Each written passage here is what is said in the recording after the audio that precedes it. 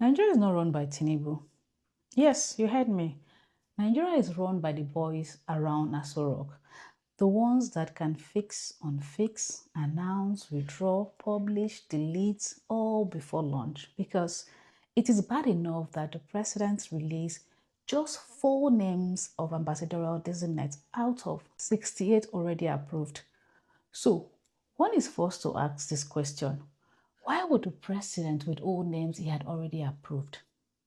The answer is not far-fetched, because approval by the president is no longer the final step. Even after presidential approval, the boys around Aso Rock still carry out the final endorsement.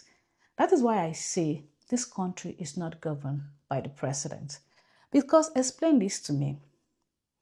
How does a name that was never screened, never confirmed, never approved by the Senate suddenly appear as Nigeria's ambassador to Turkey? That alone tells you where the real power sits. But before going further, let's just refresh our minds with the backstory. So, after almost 2 years without substantive ambassadorial posting, the presidency announced that Bola Ahmed Tinubu had approved the posting of 4 ambassador designates on January 22, 2026. The 4 designations announced were United States, United Kingdom, France, Turkey. This announcement was presented as the first batch from the list of 68 ambassadorial nominees earlier confirmed by the Senate. Now we're talking about NYC posting, but that's by the way. But the gist is that the person announced for Turkey was Osman Issa Suleiman. Now take your time. Go through that list. Tell me, did you see any name in that resemblance? He was the former governor of Kebbi State. He had never been screened or confirmed by the Senate.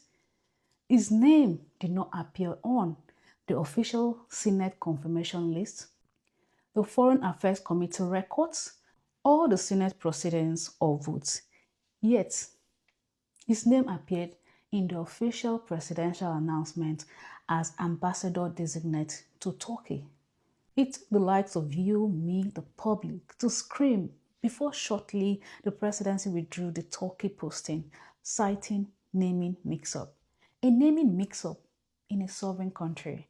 That means one thing and one thing only. The system doesn't run on process. It runs on access. Someone can insert a name, someone else can remove it, and the president's office will explain later. This is not new. This is a pattern. We've seen it.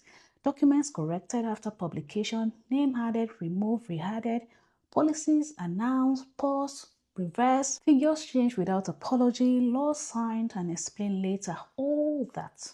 Because in any serious country, this will be called administrative incompetence.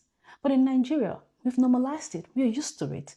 And let's be honest, and brutally honest, this administration lacks the administrative discipline of a primary school classroom. Because even a primary school has a class register, knows who is present, knows who is absent, and does not promote a pupil who never sat for exam.